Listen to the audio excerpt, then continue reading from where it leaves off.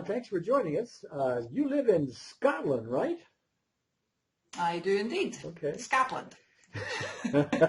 Well, we can tell by your accent, you know.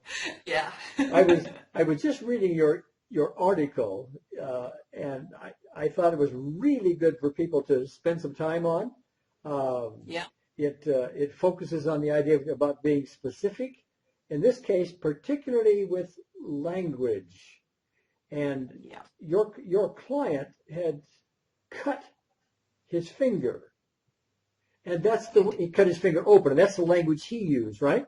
He used, yeah. Yeah, okay. And so that's why you would use it in the process. Okay. Absolutely, yeah. You want to use the client's words. Yes. Now, what would have happened if instead of using the client's words, you had done something more generic, something like people might put in some of these scripts they do, like even though I have this injury, what might be the result? If we just tap on a term like injury, we're not being specific enough. We're not getting to what's actually going on for the client. And it's also possible that the word injury it's too vague in that it doesn't actually let me see the energy disruption in front of me at that point in time. Yes. So by using the client's words and actually aiming to get them to be more descriptive about what's going on, yes, there's more chance that I'll actually see an energy disruption in front of me, and that gives me something to tap on. Yes. On the other hand, if you just tap on even though I had this injury, yeah, you're likely to get some results. So the client is likely to say, well, it doesn't seem to bother me as much anymore. And yeah. And for the newcomer to EFT, that may seem like, great, we got the job done. And it would seem like that, but we didn't get it all, and that's the point, okay? And so you went on to using something like, even though I sliced my finger, and that, he was fine with cut my finger, or cut my finger open, but sliced, really got to it. Yeah, really got to him. So you pick up another aspect, he got deeper results, and all of that is just, burrowing down, beneath the process. Yeah, I think something I always say is that if you tap, chances are you're going to get some results. Yes. Irrespective of what you're tapping on. Even if you're tapping without pointing at anything specific, you're probably going to get some results. Yeah, you'll get relaxed. You may be tuned into something that you're not even aware of at the moment.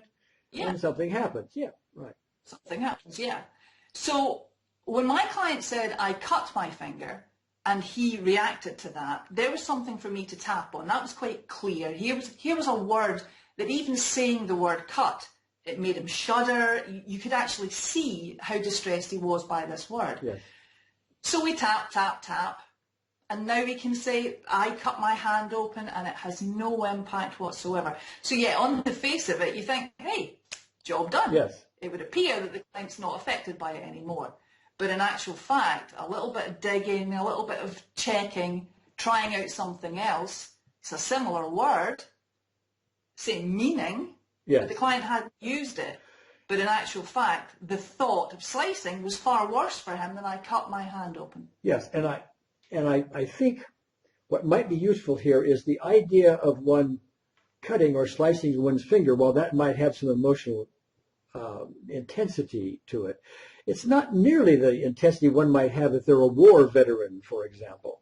And so what I want to do is take this relatively mild, I cut my finger type thing over to the war veteran. If you start having, so even though I have this bad memory, or even though I have this PTSD or something like that, yeah, they can actually get some results. They might even sleep better, etc. But you have done them, my view, a disservice by not getting down into the really specifics of that. That was all those memories and so on. So, give me your thoughts on that.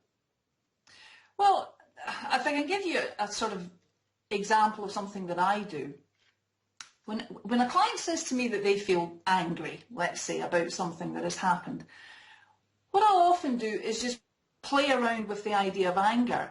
And as I'm saying, and even though I'm angry about I'll throw in, maybe I'm furious about it. Yes. Maybe I'm, really, really angry. Maybe I'm just frustrated.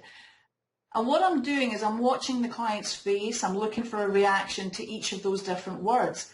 Because although they all sound the same, they can all have their own energy disruptions associated with them. Yes. So if you take that then to something like PTSD, for example, even though I have this PTSD, it's a huge block, but actually it can be made up of lots of little component parts, each of which has got its own intensity. Yes.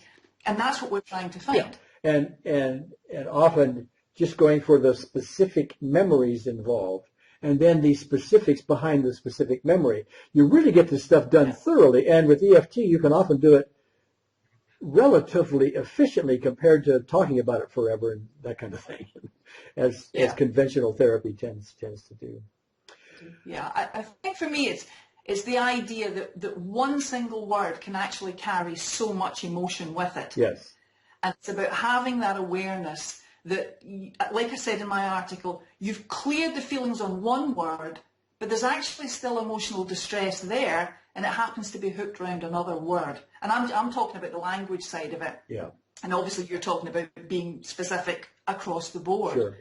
But, you see examples of it again and again and again in the therapy room. Yeah, of course. Helen, thank you so much for your insight. I really liked your article, and I think this discussion and the article itself is going to help a lot of people. So thank you so much. You're very welcome. Thank you for the opportunity.